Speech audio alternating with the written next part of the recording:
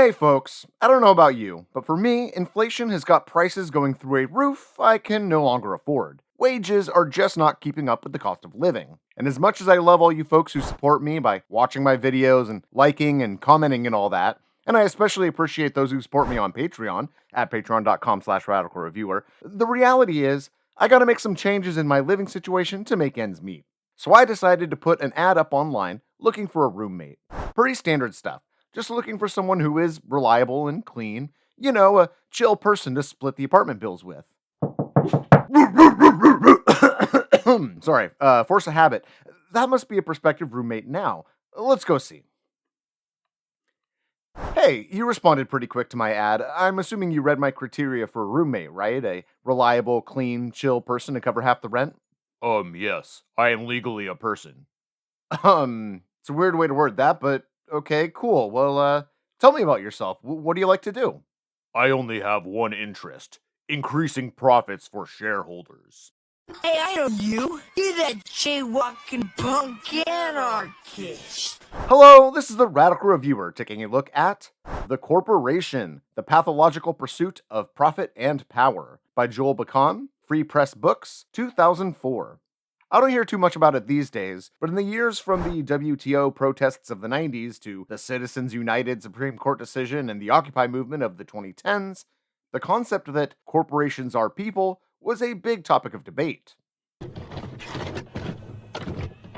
Corporations have, in many legal instances, the same rights as people. The corporations are people with free speech rights. The corporations are people, and people have free speech. Therefore, money is speech, and corporations can give unlimited money to political issues. I mean, is there a better way of pointing out the absurdity of corporations being people? The American people, whether you're a Democrat, Independent, Republican, Progressive, Conservative, do not believe that corporations are people and that corporations should be able to buy elections. Corporations are people, my friend. Y'all remember when that was all the rage? So how does it work? What does it mean for a corporation to be a person? Well, I'm not a corporate lawyer or anything, but it's my understanding that basically, in our modern capitalist economy, corporations function as legal persons due to how a corporation interacts with things like criminal law and contract law while maintaining the limited liability aspect of a corporation for shareholders. What this means is that rather than rounding up the shareholders who provide the funds for a corporation, or rounding up the board members who make the decisions for a corporation, and having either of these groups or both of these groups face criminal charges or sign contracts as persons themselves, the corporation itself represents itself.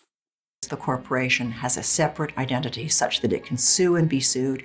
The shareholders are not responsible for the corporation's debts any more than that corporation is responsible for the shareholders' debts. The corporation is not responsible for the manager's torts any more than the managers are responsible on an individual basis for that corporation's torts. Now, if I remember correctly from the discussions on the topic back in the day, the rub comes from asking what kinds of rights and abilities a corporation has if it is legally a person. Like, what about running for office? What about freedom of speech? What about doing jail time or facing the death penalty?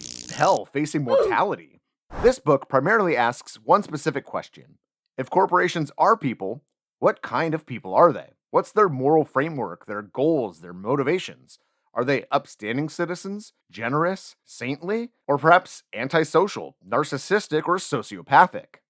Is this an exaggeration of a legal term with a specific purpose for the sake of some armchair psychology in order to dunk on corporations for being basically shitty people? Yes, this is that.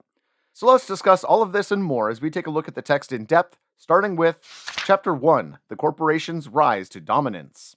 This chapter is a snapshot of the history of the corporation from its creation in the early 18th century to the modern giant multinational corporations of the 21st century. Bakan starts by explaining what distinguishes a corporation from the typical form of a business under a capitalist economy. See, your average business starts when some folks pull together their resources and start a business which they both own and operate. On the other paw, the corporation separated ownership from management. One group of people, directors and managers, ran the firm, while another group, shareholders, owned it. The benefit of this arrangement is that investors don't need to work at, or even know how to work at the corporation they've invested in. and those who do the work didn't need to raise the capital to fund the creation of the company. The two groups come together and make things happen. For example, the shareholders of Simon & Schuster Publishing, which owns Free Press Books and thus owns the rights to this book, they didn't have to know how to write or research or edit this book in order to fund and subsequently profit off of its existence. At the same time, Joel Bakan, the writer of this book, didn't have to pull together the capital needed to start a publishing company in order to put this book into print. The issue, though, which folks noticed at the time, way back in the 1700s, was that this structure of a business is prone to scandal and corruption, since those operating the business and those financing the business are not the same people. Examples of this that come to mind for me are things like Warner Brothers shelving that finished Coyote vs. Acme movie to try and score a $30 million tax write-off, or that whole Martin Shkreli thing. Basically, instances where the demand to increase profits for shareholders is done not just with disregard for workers and consumers, but actually actively working against them. There were attempts to rein this in at the time, for example, the Bubble Act in England, which made corporations illegal. But this was ultimately unsuccessful, especially with the Industrial Revolution on the horizon, as the Industrial Revolution demanded larger companies, which needed significantly more capital to function. What with steam power and standardization and economies of scale and all that. And the corporation exploded onto the scene. For example, in the US, the number of corporations went from only 33 in 1782 to over 300 by 1790. Despite this massive growth, something I hear all the time from the females, my female doctor, I need to get some tests run, that's another story. Despite the massive growth of corporations, the corporation as a concept had not yet reached its final form. The limited liability and corporate personhood part was not yet established. As Bakan puts it, no matter how much or how little a person had invested in a company, he or she was personally liable without limit for the company's debts. Investors' homes, savings, and other personal assets would be exposed to claims by creditors if a company failed, meaning that a person risked financial ruin simply by owning shares in a company. However, by the 1890s, big changes were happening around corporate law. For example, in the US, corporations were no longer created for only limited projects or for limited sets of time or limited locations, and controls on mergers and acquisitions, murders and executions, were weakened. And in response, corporate power grew and was consolidated. The Great Merger period between 1896 and 1904 saw some 1,800 manufacturing firms merge into 160 horizontal combinations, most of which dominated their respective industries. These giant conglomerations, called trusts, aimed to organize the economy into one monopoly per sector, a vision of pure economic autocracy. But it wasn't all sunshine and rainbows for corporations. These changes were followed by decades of anti-corporate sentiment, such as the radical labor movement of the 1890s to the 1920s, Theodore Roosevelt running on a platform of trust busting and taking on the big businesses in the 1910s, the Great Depression of the 1930s, followed by Franklin Roosevelt creating the New Deal, which in part instituted regulations and reforms intended to curb the powers and freedoms of corporations. And in response, corporations focused on cultivating a public image around being a family, being socially responsible, which for the most part didn't work, but eventually the winds changed. And by the end of the 19th century, we got Thatcherism and Reaganomics, and children's programming turned into commercials for toys. The video game industry imploded. All these slick-haired white dudes were making bank on Wall Street as yuppies, which, if you don't know, were like the 80s version of the .com millionaires, coming up with slick websites like pets.com, which, if you don't know that, those were like the 90s version of tech bro multimillionaires coming up with sick apps like iBeer. And if you don't get that reference, they were like the 2000s version of crypto bros. They wish. I'm getting off track. Bakan puts it this way. It was clear that the economic era inspired by New Deal ideas and policies had come to an end. Over the next 2 decades, governments pursued neoliberalism's core policies of deregulation, privatization, spending cuts, and inflation reduction with increasing vigor. By the early 1990s, neoliberalism had become an economic orthodoxy. This led to globalization and multinational corporations and the creation of GATT, a giant gun used to shoot poor countries right in their little faces. Or, no, it's the General Agreement on Tariffs and Trade, a metaphorical giant gun, which metaphorically shoots poor countries in the face by exposing their weak economies and corrupt governments to exploitation by global firms, creating a race to the bottom as poor countries reduce their regulations and taxes and wages and environmental protections to try and win favor with this or that corporation. This was followed by the WTO, or World Trade Organization, which even further subjugated the political power of citizens to the economic power of corporations. As Bakan puts it, on numerous occasions, the WTO had required nations under threat of punishing penalties to change or repeal laws designed to protect environmental, consumer, or other public interests. The WTO has become a significant fetter on nations' abilities to protect their citizens from corporate misdeeds. So there you have it, somewhat. A super brief, less than 30-page history on the corporation, from its creation and the Bubble Act of the 1700s to the international corporations and WTO of our modern age. I'm confused. You have shareholders? Are you a business owner? In a way, yes. I'm not a businessman. I'm a businessman. Do you get what I'm saying? Are you saying you're a Jay-Z fan? No. I mean, I am a business. I am a corporation. Chapter 2, Business as Usual. This chapter looks at the pathological character of corporations. As neoliberalism and deregulation and consolidation of power and all that released the corporation onto the world, the corporations themselves tried reassuring the world that they could be trusted with all this power. It's chill, bro. Corporations are cool. Haven't you seen us spitfire on Twitter? Didn't you see that latest ad campaign? It's not all corporations are people, my friend. That's so 2000 and late. Now it's all like, corporations are my friend, people. They care about you and the things that you care about. The earth and social issues and environmentalism and sexism and racism and other isms. They could go on. And they do. In a rush? Take the bus. Become an expert recycler. Each tree represents how we're investing in farmers and making a positive impact in their communities. So Kevin and farmers everywhere can have a better chance at a more sustainable future growing coffee. To achieve our vision, we will start by focusing on our brands, our supply chain, society, and our employees. We want our brands to have a positive impact on society and the environment. BP recognises these activities and how they're each delivering a better carbon outcome. We are reimagining energy for people and our planet. Despite the legal and economic motivations demanding that corporations only care about profits for shareholders, they at least pretend to care about other things. We have to provide food and shelter for the homeless, and oppose racial discrimination and promote civil rights, while also promoting equal rights for women. We have to encourage a return to traditional moral values. Most importantly, we have to promote general social concern. The Patrick Batemans of the world can put on a little act about wanting to end wars and protect the environment or whatever else, but at the end of the day, as Bakan puts it, corporations are created by law and imbued with purpose by law. Law dictates what their directors and managers can do, what they cannot do, and what they must do. Law compels executives to prioritize the interests of their companies and shareholders above all others, and forbids them from being socially responsible, at least genuinely so. Unlike the human beings who inhabit it, the corporation is singularly self-interested and unable to feel genuine concern for others in any context. Yes, it is people who run these corporations, but their human motivations come second. If they prioritize anything at all over maximizing profits, they're out of there. Can corporate leaders do good things like give to charity or try to be more green? Sure, but not if it conflicts with maximum profits.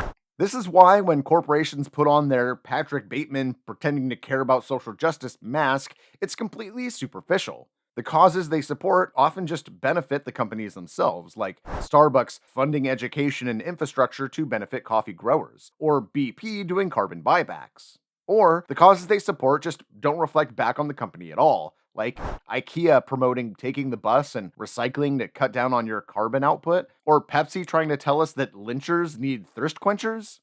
Bakan summarizes his argument by claiming that the psychological character of corporations exhibit 7 characteristics that are characteristic of being a psychopath. That corporations are irresponsible, manipulative, narcissistic, lack empathy, antisocial, have no remorse, and are superficial in their relationships with others. Hey, I resemble that remark. Wait, is this interview taking place at the same time as the review? Was that established? That doesn't make any sense. What the hell's going on here? Chapter 3, The Externalizing Machine. Now that Bakan has determined that, as people, corporations are psychopaths, this chapter looks at the nature and implications of that pathological character. He states, as a psychopathic creature, the corporation can neither recognize nor act upon moral reasons to refrain from harming others. It is compelled to cause harm when the benefits of doing so outweigh the cost. What Bakan is essentially pointing to here is class warfare.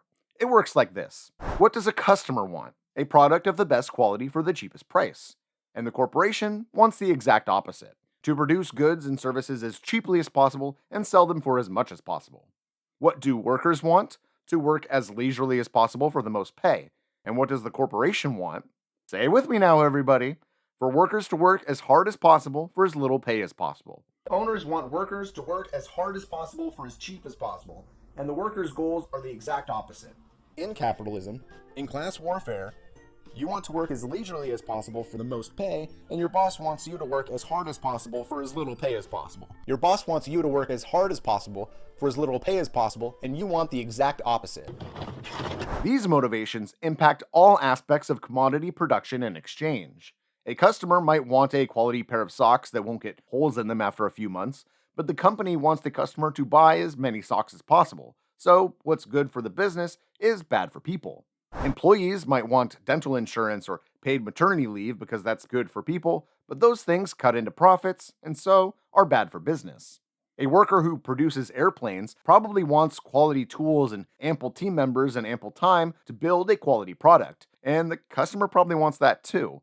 But short staffing, rushing production, cutting corners, that's all just more beneficial for the company. And as we see, bad for people.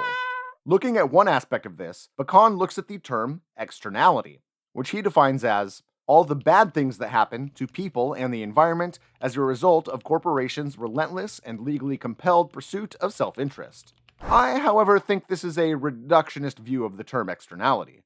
Sure, it fits with the narrative of the book, but the danger of externalities isn't that they are bad. In fact, there are positive externalities as well. Like air pollution from a paper mill might have the positive externality of causing a beautiful sunset. Maybe that's a bad example. How about there's a candle factory which makes the surrounding neighborhood smell pleasant? Something like that. My point is, the problem with externalities isn't that they are bad, it is that they take the impact of economic decisions out of the hands of those who are affected by them. And in the free market, because of the way exchanges are handled, large corporations can engage in massive exchanges that impact huge swaths of people who have no say over that exchange.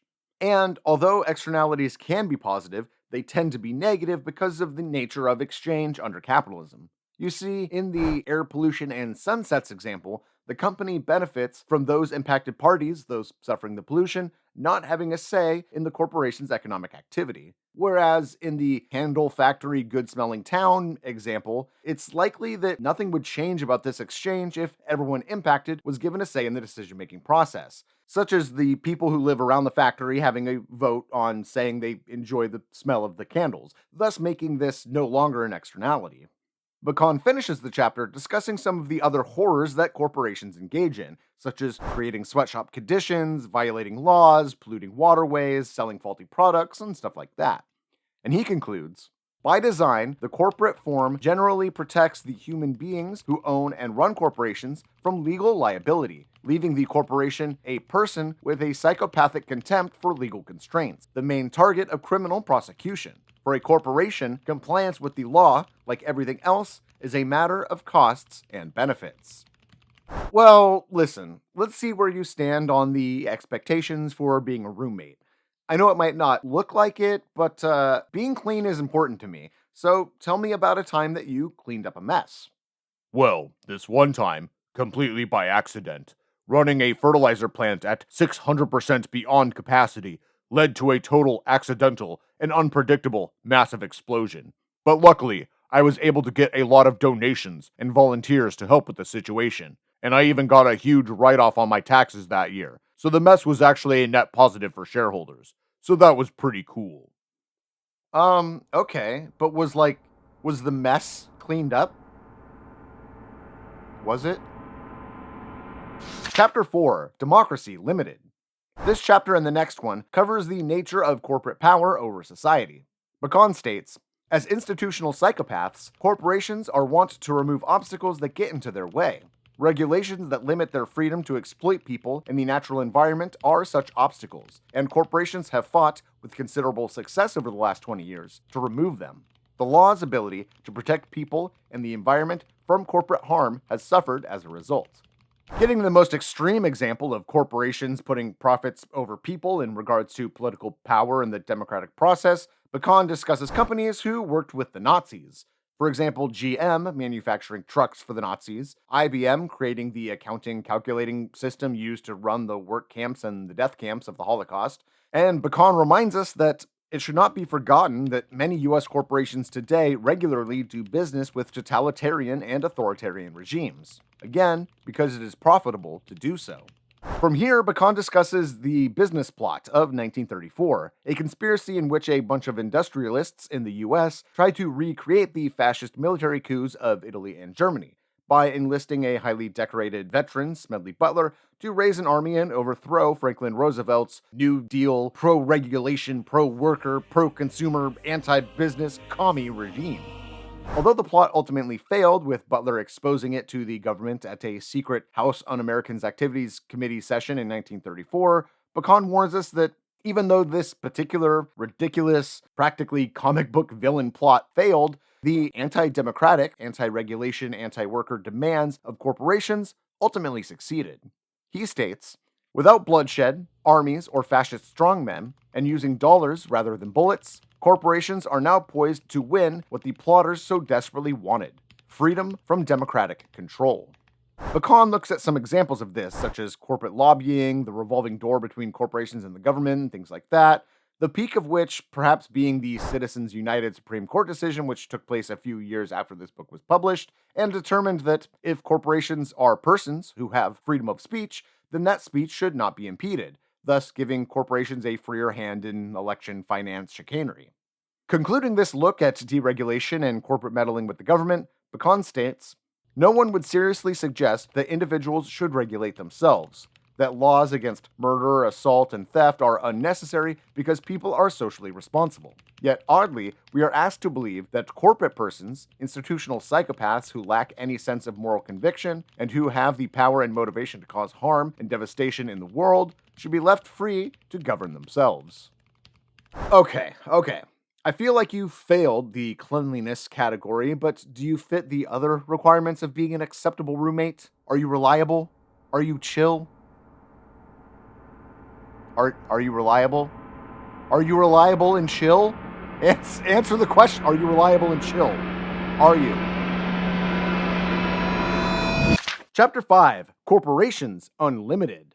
Continuing this look at corporations' self-interested takeover of public and political power, Bakan states, through a process known as privatization, governments have capitulated and handed over to corporations control of institutions once thought to be inherently public in nature. Water and power. Water and power utilities, police, fire and emergency services, daycare centers, welfare services, social security, colleges and universities, research, prisons, airports, healthcare, genes, broadcasting, the electromagnetic spectrum, public parks, and highways have all, depending on the jurisdiction, undergone or are being considered for full or partial privatization. Now, there's a lot of qualifiers there, depending on, considered, partial, that leave a lot of wiggle room. But he's not wrong. There has been an encroachment by the private sector into the public sector. Off the top of my head, I mean, think about Amazon Prime replacing publicly accessible free TV programming, Amazon.com replacing the library, Amazon's Twitch replacing playing video games on the couch with your friends. We talked about this a little bit when looking at Naomi Klein's The Shock Doctrine a while back, where the disaster of Hurricane Katrina destroying a bunch of public schools was solved by handing the public school system over to private corporations. Taking this further, Bakan talks about advertising infiltrating our public school system. He states, "There are indeed few places today where children can escape the encroaching influence of corporations. Even their schools have become platforms for corporate marketing and propaganda." And he provides some examples of this, such as advertisements placed on scoreboards and bulletin boards and computer screensavers and school websites and even textbooks. And it's not just public schools. Bakan discusses advertising infecting other aspects of public life, like our public transport systems and parks and sidewalks, with one of the most interesting examples he discusses being undercover marketing, which is essentially IRL product placement, such as a company paying for their delivery boxes to sit in front of an apartment building to entice residents to shop at this apparently popular retailer. And it's not just schools or parks or sidewalks or even the front of our homes that are being infected with corporate influence. It is even our very selves. As Bakan puts it, the modern business corporation, an artificial person made in the image of a human psychopath, now seeks to remake real people in its image. You're a product, I'm a product. The end of the world is a product. To demonstrate this point, Bakan discusses the story of Chris and Luke, who were like these two college kids who offered up themselves to be corporately sponsored human beings as a means to pay for college. Had this text been written 20 years later, aka right skibbity bussin' Rizzler, Ohio on God no cap right nowadays, Bakan would probably discuss the way that algorithms and infinite scroll feeds have made algorithmically targeted, infinitely generated, fully integrated, omnipresent advertising just beamed right into our eyeballs as part of our everyday lives.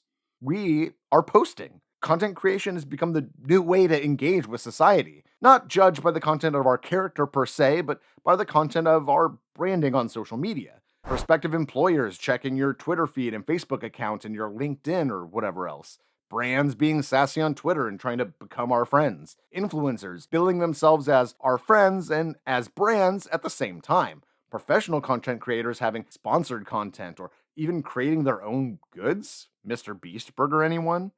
Perhaps psychopathic corporations were never people, but perhaps people have become psychopathic corporations.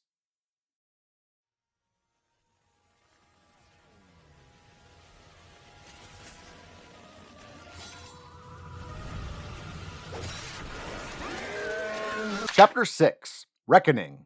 This last chapter covers what can be done to mitigate the harms these psychopathic corporations cause. Obviously, we just gotta vote with our dollar. If corporations only care about shareholders, then we just have to become shareholders, right?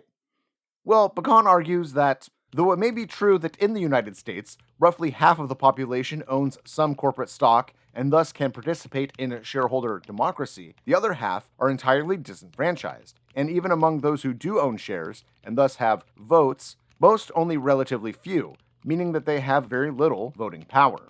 The clear alternative to this so-called shareholder democracy, then, is actual democracy. Government intervention, government regulations. We need to put corporations back under the control of the people. The government has a defect. It's potentially democratic. Corporations have no defect. They're pure tyrannies.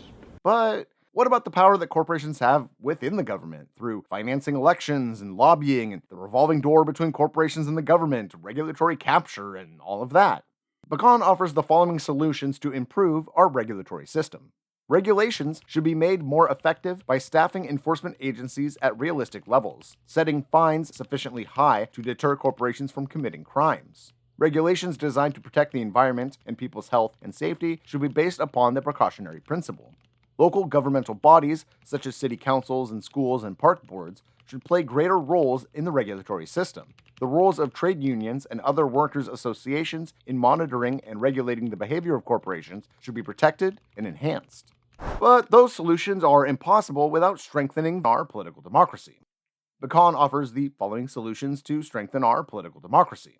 Elections should be publicly financed, corporate political donations phased out, and tighter restrictions imposed on lobbying and the revolving door flow of personnel between government and business. Their influence should be scaled back to a degree commensurate with that of other organizations such as unions, environmental and consumer groups, and human rights advocates. And electoral reforms that would bring new voices into the political system and encourage disillusioned citizens to return to it, such as proportional representation. And Bakan ultimately concludes that corporate rule must be challenged in order to revive the values and practices it contradicts: democracy, social justice, equality, and compassion. Listen, man, I don't think this is going to work out. Are you discriminating against me? No, I don't think that your motivations, the motivations that make up a corporation, lend themselves to being reliable or clean or chill. Even if you could easily cover half the rent, I just don't think it's going to work out.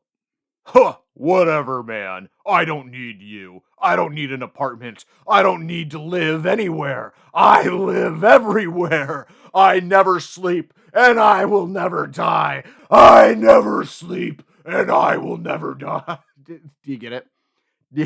I'm saying that if corporations are people, they're kind of like Judge Holden. Give that reference a shout out in the comment section if you caught it. Conclusion. To be honest, this book is kind of shallow. It's a pop history, pop sociology book. It takes what is essentially a narrow legal use of the term person and expands it to engage in a little armchair psychology. And the solutions posed are kind of milquetoast as well. Promoting stronger government and more regulations, they're certainly the first steps to be taken, but nothing to write home about. All that said, it's still a fun read. It's full of useful information and interesting framing of ideas. What can I say? It's fun to shit on the idea of corporate personhood and to say that if corporations are people, then they are psychopaths. And if reading isn't your thing, there's also a corresponding documentary to this book with the same name, so give that a watch if you want. It's got Noam Chomsky, it's got Howard Zinn, it's got Naomi Klein. It's great. Now you might be thinking, Radical Reviewer, why did you review a 2-decade-old book rather than Joel Bakan's most recent book, The New Corporation, How Good Corporations Are Bad for Democracy, which came out in 2020? Well, because I haven't read that book yet, okay? I got a lot of books on my plate. I got a lot of books in my food bowl. Sheesh. Just give me until 2040, all right? I'll come out with it then. Also, that new book has a corresponding documentary, apparently, and it's here on YouTube. I'm going to give that a watch. In the meantime, I'd like to thank my wonderful patrons. You've allowed me to support other creators I couldn't otherwise support. Gotta love that. You provide me with a little extra funds for books and dog toys and things like that. It is really awesome, and I appreciate you folks a lot. And if you like what I do here and you want to support the show, you can go to patreon.com/radicalreviewer. And if you're interested in radical theory, looking for a book recommendation or whatever, you can get your radical reviews here with the Radical Reviewer. Thanks for watching.